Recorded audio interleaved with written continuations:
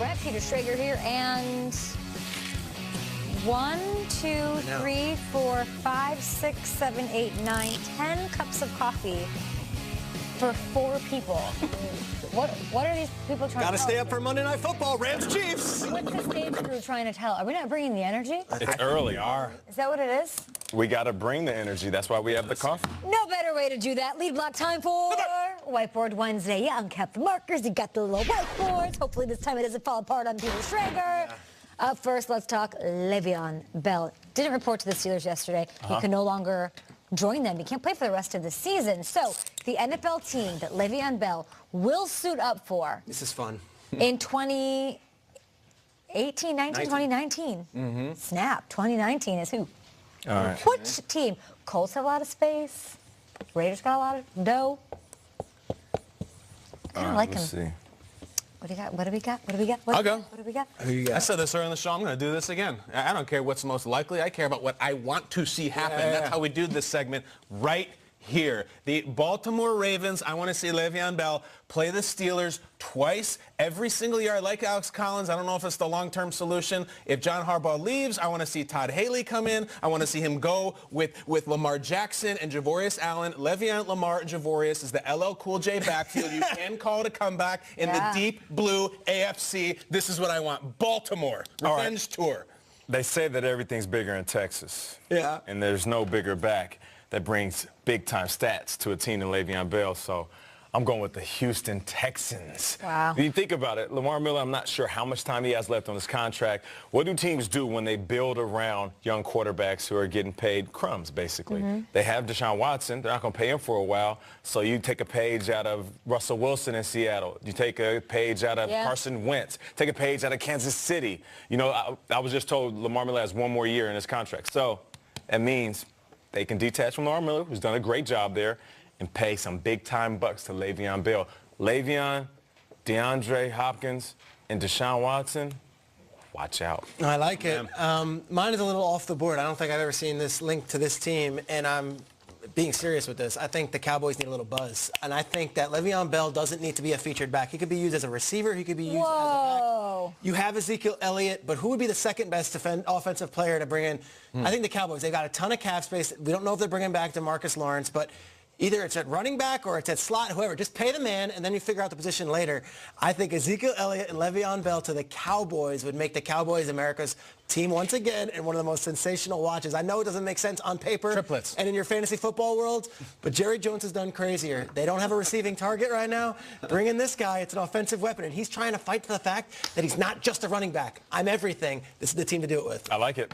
And you're not being cute. You're actually serious. I don't think it's crazy. No. Cowboys are just a bore to watch on offense. It's Zeke in a cloud of dust. Give me a little playmaker action. This is your guy. Let's go. Are you into that? Hell yes. I like the fireworks. You know, look at the back pages, by the way, though. Look at this. Clear as the bell. I was going to day say, after it happens. You Here. mentioned, but seriously, to meet the New York Jets to make a splash, would he fit in here? That's the thing. I don't know if the New York media and the New York market praises what he just did in Pittsburgh, but I mean, sure, he's a great player. Let's see what shape he's in. I don't know what shape he's in. I'd love to hear from Jets fans. Hashtag GMFB. We are now 10 weeks through the NFL season here in 2018. Your 2 first-team All-Pro picks at the wide receiver position are who and who? Loaded category. Loaded. I'll go first. I look at one of these guys as being a total consensus. I think Michael Thomas has to be it. I just think it's statistically, performance-wise. But I like to go all-pro based on not stats, not what, just based on the most impressive play that I have seen. I'm going to put him with this guy. I'm going to put him with Tyreek Hill, with what he is the most dangerous player in all of football. Can't argue that. He's completely changed the Chiefs' attack and their offense. There's a lot of great players. Maybe you guys will hit them. These are my guys right here. It's so funny because I don't want to spoil anything from what Nate's going to have because I don't know what he's going to have, but there are legitimately 4 or 5 receivers that I want to include. I'm going with Michael Thomas also. I think you have to. I think Michael Thomas is a part of one of the great offenses we've seen, but I'm going DeAndre Hopkins as my number 2. I think DeAndre, and the guys I'm not including, Tyreek Hill's having a sensational season. This might be the most loaded year ever for the all-pro position at wide receiver. All right, I'm going with Mike Thomas as well, and I think we're all in agreement on that one. And Julio Jones at number 1. I mean, you guys, he has over 1,000 yards already. And I know the offense has been up and down, but the simple fact that Calvin Ridley has 7 touchdowns, do you think it has a little bit to do with the fact that this guy's like the taking other away one all there. of the attention. You don't have DeAndre. You don't have, none of us have Adam Thielen. Not I one of us. literally am just looking up Adam Thielen's stats. I know he had a down game. Probably that has to do with Stephon Diggs being out. They're we're in the not top gonna five. We're not going to put Thielen on here. Not one of us Only chose two him. spots. Only go two. My All-Pro is great. Antonio Brown leads the NFL in receiving touchdowns. He's Antonio Brown. Not in there. No room at the end. The Los Angeles Rams had a big win Sunday. They had Jay-Z there, Floyd Mayweather there. Unbelievable. But this audible call being caught on microphones, it stole the show. Hey, Halle Berry! Halle Berry! Hey, I'm single with 50! Yo! Hey, Halle Berry! Halle Berry! Hey, I'm single with 50! Yo! Hey, Halle Berry! Halle Berry! Hey, I'm single with 50! Halle Berry. Okay, Halle Berry. Halle Berry. Shout out to Halle Berry. Obviously, there was a Twitter exchange between Jared Goff and Halle Berry. Sean McVay addressed Halle Berry at the podium after a press conference. If you could call an audible using the name of any 90s actress, 90s starlet. Gotcha. Which way are we going? All right. You want me to jump in? Color Yeah. in the Louvre. All right, I'll Act it jump out. in. Act it out. What do you got? Let's go. You're Jared Goff. Down! Blue 22! Blue 22! Catherine Zeta-Jones! Hey! Check, check, check! Check, check, check! Tyra Banks! Say that! So I'm going. Go Tyra Banks. Yeah. Tyra Banks. Okay. Oh, there she is. And there they are. Both of them. With Catherine Catherine Zeta and Zeta. Tyra Banks. Hey now. Zeta changed the game. Hello, ladies. Changed the game. Okay. Game changer. I love Zeta. All apologies to Yasmin Bleeth. I'm going to go under Peter? center here. She didn't make the cut on this one. I'm a big Bleeth guy. Are you a big Bleeth guy? Big Belether. It's as if you have a type. It's very weird. Hot women. Okay. Ah! Okay. All right. 35. Tatiana Ali. Tatiana Ali. Tatiana Ali. Lark 4, he said. Okay. You went Lark? Tatiana. Oh, Peter. I went with Tatiana Ali. Okay. Okay, I thought I heard Lark. Tatiana's fantastic. Hey. Love Tatiana. Okay, Strays, you got a little fever in that jungle, huh? Come on now.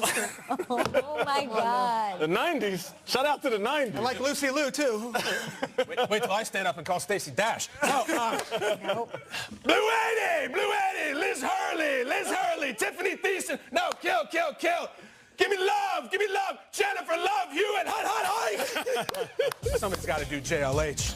Somebody got to do JLH. Got to You do ran it. the show for a while. Yeah. Okay.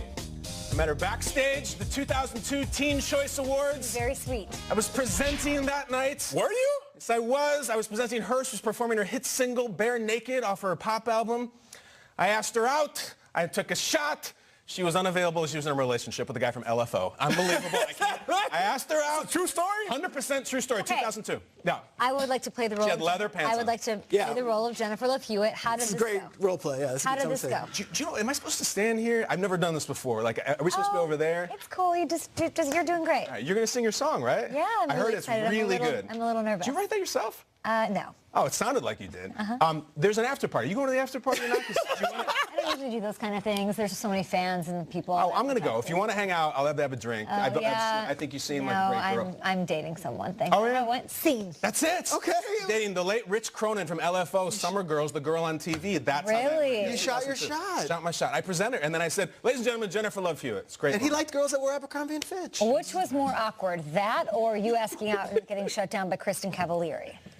Neither were awkward because they were They were so nice? nice about it. And Cavalier was going out with somebody, and so they didn't shoot me down. They were in a relationship, a public one, you know? There's no shoot the relationship shot. status on Facebook at that time. I didn't know. Gotta shoot it, man. I love that. This is Shit! This is the best Whiteboard Wednesday ever. Okay, in his comparison, Get that out of here, Kyle. Kyle, you had this awesome comparison of Alvin Kamara and Mark Ingram to Outkast, Yeah. right? Okay. And Nate, you were referencing their debut album just a little bit ago. Can you please say the title? Because on the Southern playalistic Cadillac funky music. the most 1996 thing that you can think of All right. is what? All right. Let me see here. I'll go. 1996. I was going to say Who Netscape did you ask out in Navigator. 1996? Ashley Gordon, high school girlfriend. I was going to say Donovan Bailey, but I'm going to go with this. Donovan Bailey. This movie came out, and they called it ID4. That was the nickname for Independence Day, which just all the people, the trailer and the Super Bowl, and Will Smith was obviously very 90s, and so many of the people involved. And does it get more 90s than they decided to finally, even after missiles and nukes wouldn't work against the aliens, they decided to upload a computer virus up into... Computer viruses were very scary back in the 90s. We don't know what they were. So these aliens traveled all the way to our world and had state-of-the-art technology, but they didn't have Norton. And somehow the Norton antivirus didn't kick in. So ID4, Goldblum, you name it. That's 96 for me. I dig. All right. I'm going with Tupac. Tupac passed in 96.